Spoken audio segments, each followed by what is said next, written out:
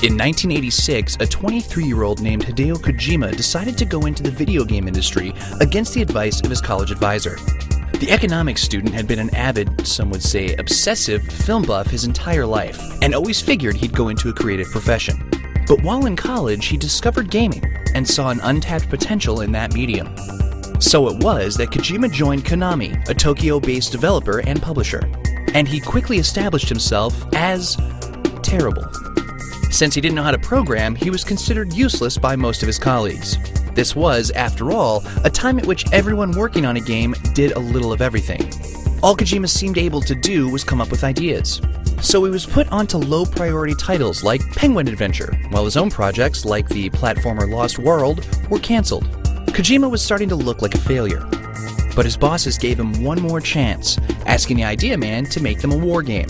And while the company's least valued employee would once again deliver something they didn't expect, the result would forever reshape the creative boundaries of gaming and prove that sometimes having a great idea is the most important thing in the world.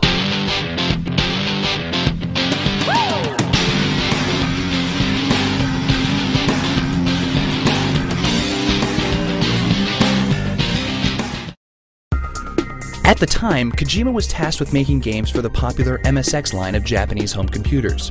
Unfortunately, MSX machines weren't particularly powerful.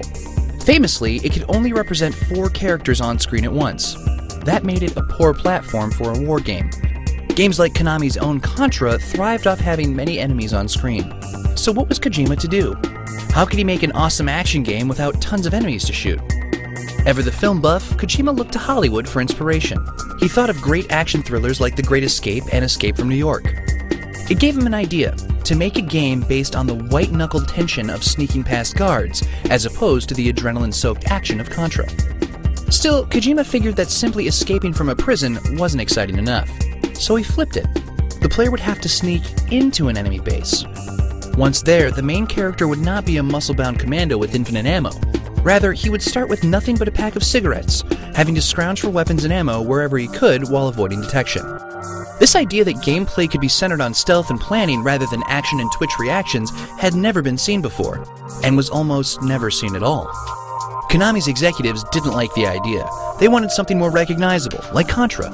In their eyes, their problem employee was just acting up again. Fed up with the red tape and the apparent lack of any will to innovate, Kojima nearly quit the company altogether. Fortunately, he went to one of his bosses first, who encouraged Kojima to stick it out and remain true to his vision. He gave the young developer some advice on talking to executives, and armed with this, Kojima went back to his superiors and managed to secure a green light. The world's first stealth game was a go. Kojima's love of film and endless stream of ideas soon resulted in a deep and involved storyline, or at least one that was deep and involved for 80s action games. Lots of dialogue and well-thought-out characters were written into the game.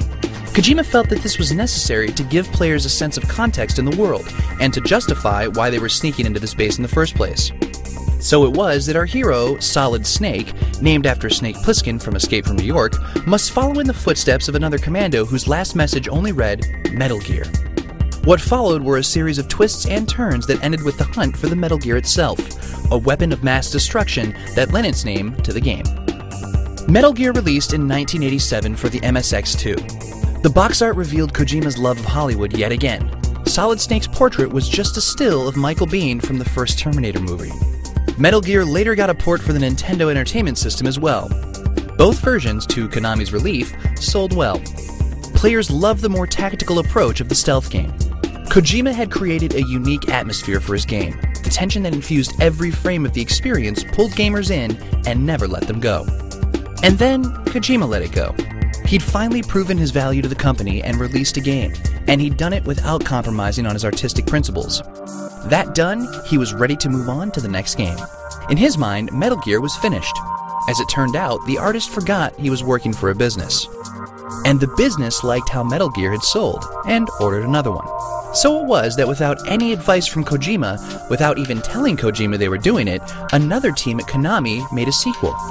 1990's Snake's Revenge was designed specifically for Western markets, after the Nintendo part of the original had done well there.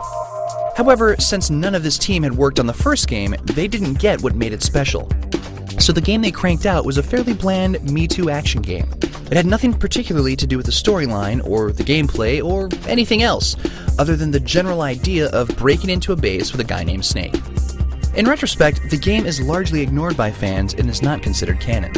That said, the team lead on the sequel was actually himself a big fan of the original Metal Gear. And one day, he happened to hop on a train with Hideo Kojima. He told Kojima what he was doing, but confessed that he'd rather see Kojima making a sequel himself. He encouraged him to do just that. So it was that 1990 saw another Metal Gear sequel, Metal Gear 2: Solid Snake. This game was made by Kojima, who chose to continue on from the story and gameplay of his original while paying no heed to Snake's revenge. And at that, it succeeded brilliantly. The stealth mechanics were more involved, the inventory was much larger, and the storyline more intricate. Metal Gear 2 dove deep into its plot and its characters, something few to no action games ever did. Story was traditionally for role-playing or adventure games. Kojima simply ignored the established wisdom and made the game he wanted to. Combined with the pitch-perfect tone and nail-biting tension, and Metal Gear 2 was quickly recognized as a masterpiece of 8-bit gaming by all who played. There was only one problem: not that many people played it.